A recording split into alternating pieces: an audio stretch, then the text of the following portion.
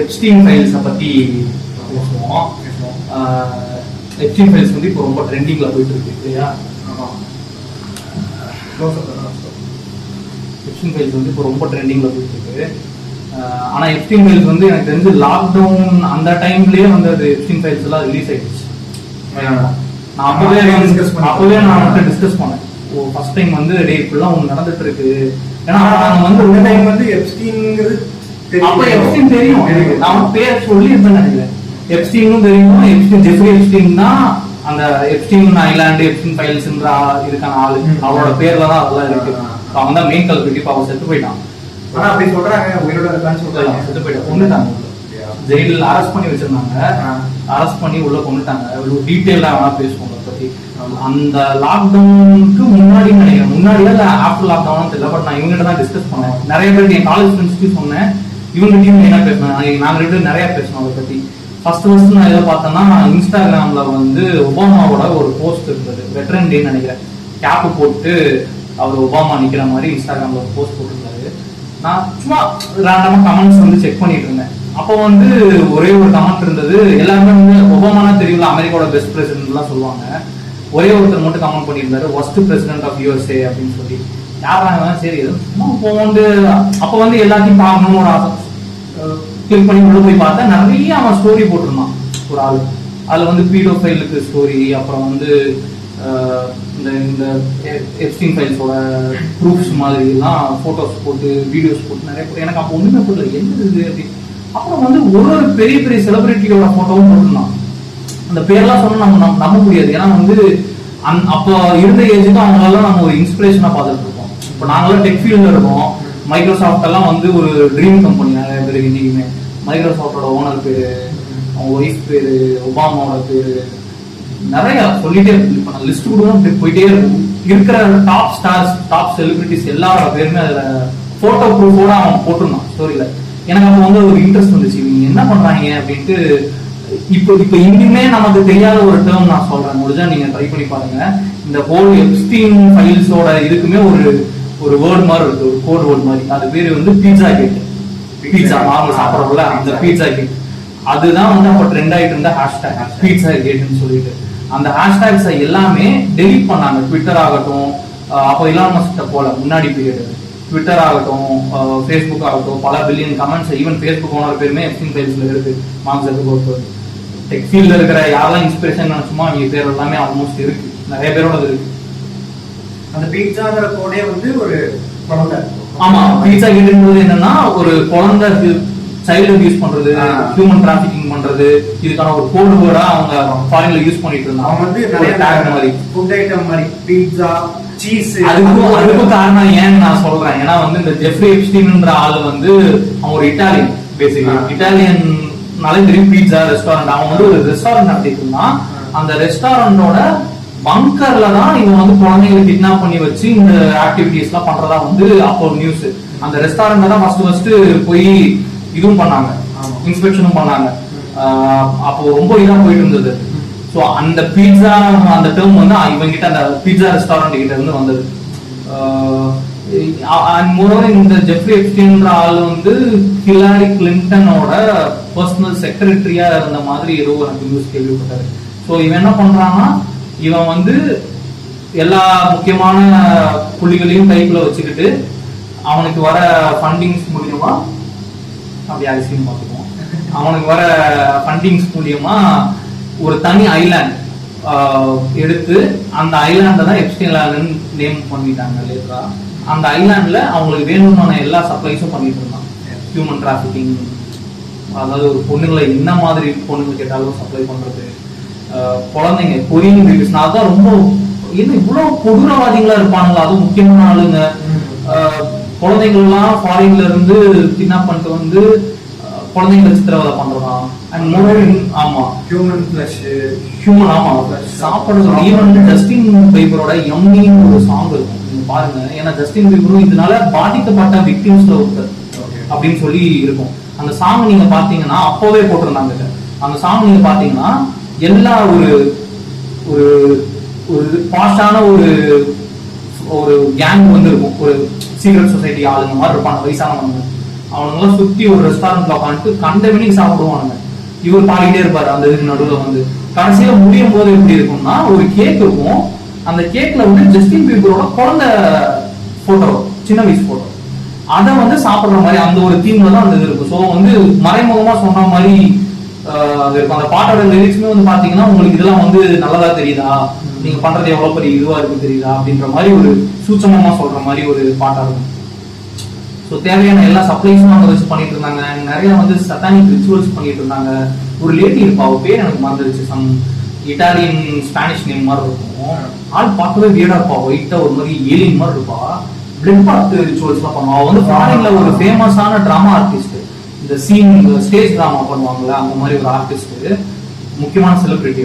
அவ வந்து அவளோட ஷோவே எப்படி இருக்கும்னா சட்டானிக் ரிச்சுவல ஷோ மாதிரி பண்ற மாதிரி இருக்கும். பிளட் பாத் பண்றது அது இது அதெல்லாம் அங்க வச்சு அவ பண்ணாங்கன்னு சொல்லி சொல்லிட்டு இருந்தாங்க. ரொம்ப கொடூரமா இருந்தது அதெல்லாம் பாக்குறது, ரொம்ப புதுசா இருந்தது. இந்த குழந்தைங்க கிட்ட இருந்து வந்து எனக்கு இந்த சயின்டிபிக்கலா எவ்வளவு உண்மைன்னு எனக்கு தெரியாது. பட் இதுதான் அவங்க போட்டிருந்தாங்க. என்னன்னா குழந்தைங்க கிட்ட ஒரு ஹார்மோன் இருக்கு, ரேர ஹார்மோன், ஓகேவா.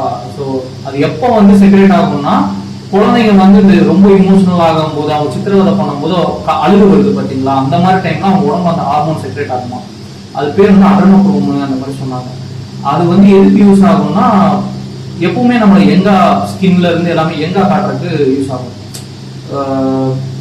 அலன் ஷோன்னு ஒரு ஷோ இருக்கு யூஎஸ்ல. இப்போ இங்க நமக்கு எப்படி வந்து நிறைய இன்டர்வியூ இந்த பாட்காஸ்ட் ஷோ எல்லாம் ஃபேமஸா இருக்கு, அந்த மாதிரி யூஎஸ்ல ஃபேமஸான ஒரு இன்டர்வியூ பண்ற செலிபிரிட்டிஸ் கூப்பிட்டு இன்டர்வியூ பண்ற ஒரு ஷோ வந்து த ஹெலன் ஷோ. ஒரு லேடி அவங்களோட ஒரு போட்டோ ஒன்று போட்டிருந்தாங்க. Before lockdown, after lockdown. Lockdown டைம்ல இந்த சப்ளைஸ் எல்லாம் கம்மியாயிடுச்சு, ஓகேவா. பிஃபோர் அந்த லேடிக்கு வந்து இப்பவே வந்து வயசு 60, 70s நினைக்கிறேன், ரொம்ப வயசான லேடி. அப்போ வந்து லாக்டவுன் டைம்ல என்ன ஒரு 6 வருஷம் முன்னாடி, அப்போ 60ஸ்ல தான் இருந்திருக்கும் அந்த லேடி. பாத்தீங்கன்னா 60s மாதிரி இருக்காது, 40 வயசு லேடி மாதிரி இருக்கும். ஆனா நீங்க அதே லேடியோட லாக்டவுன் டைம் பிக்சர் பாத்தீங்கன்னா 60 வயசு. எப்படி வந்து ஒரு வருஷம் ஒண்ணுமே பண்ணாதனால ஆக்சுவலா லாக்டவுன் டைம்ல எல்லாருமே அவங்க ஸ்கின்னை டேக் கேர் பண்ணிக்கிட்டாங்க, நல்லா தான் பாத்துக்கிட்டாங்க, ஹெல்த்தியா இருந்தாங்க. பட் அந்த டைம்ல அவங்களோட ரியல் வந்து அப்பியர் ஆன மாதிரி ஒரு போட்டோ போட்டு பாரு இதெல்லாம் வந்து உங்களுக்கு இப்படிதான் இவங்க இருக்காங்க அப்படின்னு சொல்லியிருந்தாங்க. எனக்கு ரொம்பவே வியர்டா இருக்கு. இந்த அளவுக்கு வந்து ஒரு மனிதாபிமானம்லாம் இல்ல, அந்த திறமைங்க தேவை. அதையும் மீறி ஒரு கொடூரமான சொசைட்டியில நம்ம வாழ்ந்துட்டு இருக்கோம். அப்பதான் வந்து இந்த சீக்ரெட் சொசைட்டினா இருக்கும் போல, என்ன தெரிஞ்சுக்கணும் போலன்னு ஒரு ஆசை முடியாது. அப்ப நான் முடிஞ்ச அளவுக்கு ஷேர் பண்ணேன். நிறைய பேர் ஃபாரினர்ஸ் எல்லாம் கான்டாக்ட் பண்ணேன். இதை பத்தி கமெண்ட்ஸ் பண்ணி பேசிட்டு இருக்காங்க பாத்தீங்களா சோசியல் மீடியால. அவங்க கிட்ட எல்லாம் நான் ரீச் அவுட் பண்ணி இது பண்ணேன். அவங்களோட அக்கௌண்ட்ல இன்னைக்கு இல்ல, எல்லாமே அக்கௌண்ட்லாம் தூக்கிட்டாங்க. நான் இப்ப கூட கொஞ்ச நாள் முன்னாடி தேடினேன், நான் கான்டாக்ட் பண்ண ரீச் அவுட் பண்ணவங்களோட அக்கௌண்ட்ல இன்ஸ்டாகிராம் இருக்குன்னா அப்படி ஒரு அக்கௌண்ட்டே இல்ல. நான் பண்ண சாட்டுக்கு நான் ப்ரூஃப் கூட கிடையாது. ஆனா அப்ப என் ஃப்ரெண்ட்ஸ் கிட்ட சொன்னேன், இவங்க கிட்ட சொன்னேன், காலேஜ் ஃப்ரெண்ட்ஸ் கிட்ட நிறைய பேசினேன். அந்த டைம் வந்துச்சு, ஆனா பெருசா அப்போ ஆகிற அளவுக்கு ரீச் ஆகும். அப்போ நீயே சொல்லு, இது வந்து இதெல்லாம் உண்மை கிடையாதுங்கிற மாதிரி தான் இருக்கும். பட் இப்போ வந்து எப்ஸ்டீன் ஃபைல்ஸ் வந்து கவர்மெண்ட் அபிஷியலா ஃபைல்ஸ் ரிலீஸ் பண்ணி ரொம்ப பெரிய ஒரு ஈவன் ட்ரம்ப் மேல ட்ரம்ப் ஆப்வியஸா நிறைய வீடியோ ப்ரூஃப்லாம் வந்துருச்சு ட்ரம்ப் மேல, இல்லைன்னா சொல்ல முடியாது. யூஎஸோட பிரசிடென்ட் மேல இது பண்ற அளவுக்கு உலகம் ஃபுல்லா எல்லாருக்கும் தெரியுது. மத்த நாட்டோட பாராளுமன்றத்துல எல்லாம் எப்ஸ்டீன் ஃபைல்ஸ் பத்தி பேசுற அளவுக்கு அது வந்துருச்சு. இப்போ ரியாலிட்டி இதுதான். அப்போ நம்ம எவ்வளவு லேட்டுன்னு புரிஞ்சுக்கோங்க. ஒரு ஆக்சுவல் விஷயம் தெரிஞ்சுக்கிறதுக்கு 4-5 வருஷம் ஆயிருக்கு கிட்டத்தட்ட. எப்ஸ்டீன் ஃபைல்ஸ் எப்பயோ வந்தது. நான் இந்த ஸ்பீட்ல எல்லாம் போனோம்னா நம்ம வந்து ஹியூமனிட்டியை சேவ் பண்ண முடியாது, எதுவுமே வந்து ரோபோட் ஆகாது. அண்ட் இன்னுமே வந்து எப்ஸ்டீன் ஃபைல்ஸோட அப்போ தெரிஞ்ச டீடைல்ஸ் கூட இப்போ வரைக்கும் யாருக்கு ஃபுல்லா தெரியும். சும்மா வந்து எப்ஸ்டீன் ஃபைல் என்ன நினைச்சிருக்காங்க, ஒரு ஐலாண்டுக்குள்ள போய் எல்லாத்தையும் ஜாலா பண்ணிட்டு வந்ததுதான் எப்ஸ்டீன் ஃபைல்ஸ். பிட்டு படம் எடுத்துட்டு வந்திருப்பாங்க, போனோகிராஃபி பண்ணிட்டு வந்திருப்பாங்க. பட் அது கிடையாது. அது எப்ஸ்டீன் ஃபைல்ஸ்ன்றது ரொம்ப கொடூரமான விஷயம். கவர்மெண்ட் கிட்ட அந்த சிஏஏன்னு நினைக்கிறேன், அவங்களோட இன்டெலிஜென்ஸ் இருக்கும்ல, யூஎஸோட அதோட ஆள் வந்து ஒரு இந்தியன் தான், காஷ்யப் பட்டேல்னு சொல்லிட்டு ஒரு இந்தியன் தான். இப்போ இருந்தாங்க. அவங்க கிட்ட செனட்டர் கேட்கறான், அட்வொகேட், அவங்களோட ஜூரிஸ்டிக்ஷன்ல அட்வொகேட் வந்து ஓப்பன் இதுல வந்து கொஸ்டின் பண்றான், எப்ஸ்டீன் ஃபைல்ஸோட எல்லாத்தையும் எப்ப ரிலீஸ் பண்ண, ஏன்னா அவன் கையில தான் இருக்கு, அவன் தான் ரிலீஸ் பண்ணுவான் சிஏஏல இருந்து. அவன் என்ன சொல்றான், மறுபடியும் என்ன கேட்டாலும் மறுப்புறான். ட்ரம்ப் பேர் இருக்கான்னு சொன்னா சொல்ல மாட்டான். அப்படிலாம் நாங்க அபிஷியலா இது பண்ணிருக்கோமா அப்படின்றான். ஆனா அவங்க கிட்ட கேட்டதுக்கு என்ன சொல்றான், என்னால பண்ணுவீங்களா மாட்டீங்களா ஒரே வார்த்தை கடைசியை கேட்டான். பண்ண முடியாது. ஏன்னா அதுல வந்து போனோகிராஃபிக் கண்டென்ட் இருக்கு, ஒத்துக்கிட்டான். போனோகிராஃபிக் கண்டென்ட் இருக்கு, அடல்ட் வீடியோஸ் நிறைய இருக்கு, அதனால நான் அதை பண்ண முடியாது அப்படின்ட்டே சொல்லிட்டான். பட் அது மட்டும் கிடையாது, அது இன்னும் ரொம்ப கொடூரமான விஷயங்கள்லாம். இதெல்லாம் கூட நிறைய எக்ஸ்பிரிமெண்ட் எல்லாம் அவங்க பண்றாங்க ஹியூமன்ஸை வச்சு. ஸ்கின் வாக்கர்ஸ் சொல்றாங்க, இந்த லிசார்டு மாதிரி ஹியூமன் இருக்காங்க அப்படின்லாம் சொல்ற, ரெப்டைல்ஸா இருக்காங்க எல்லாரும் அப்படின்லாம் சொல்றாங்க. அதெல்லாம் என்னாலே நம்ப முடியல. இது கூட நம்புறதா இருக்கு, பட் அதெல்லாம் என்னாலே நம்ப முடியல. பட் தெரியல, இப்போ எக்ஸ்ட்ரீம் ஃபெயில்ஸ் எல்லாரும் அப்ப நம்பாத எக்ஸ்ட்ரீம் ஃபெயில்ஸ் இப்ப எல்லாரும் நம்புற மாதிரி ஒரு 10 வருஷம் கழிச்சு இதுலயும் நம்ம ஸ்கின் வாக்கர்லாம் இருக்கானுங்க, அந்த ரெப்டைல் கிரியேச்சர்ஸ். அதை எப்படி சொல்றாங்கன்னா ஹியூமன்ஸ் எல்லாம் பப்பட்ஸ், அது பின்னாடி வந்து ரெப்டைல்ஸ் மாதிரி இருக்கிற கிரியேச்சர்ஸ் தான் நம்ம கண்ட்ரோல் பண்ணுது அப்படின்னு ஒரு கான்ஸ்பிரசி அவங்க. இந்த ஒரு ஸ்பைடர்மேன் படம் கூட இருக்குல்ல, அதுல ஒரு ரெப்டைலா இருப்பாங்க, கிட்டத்தட்ட அதே அதுல ஒரு ரெப்டைலா மாதிரி இருந்தாங்க, கிட்டத்தட்ட அந்த மாதிரி கரெக்ட். அந்த மாதிரி ஒரு ஆள், அந்த மாதிரி ஒரு பின்னாடி ஒரு கேங் இருக்கு.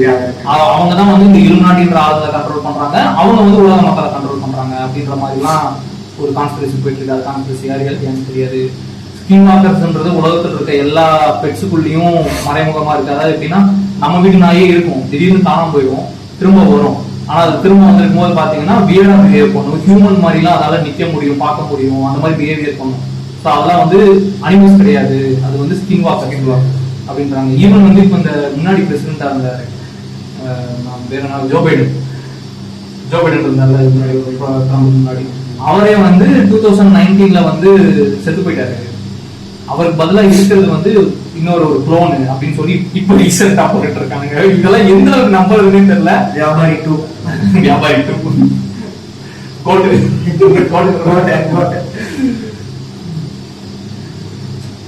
முடிஞ்ச அளவுக்கு தெரியல.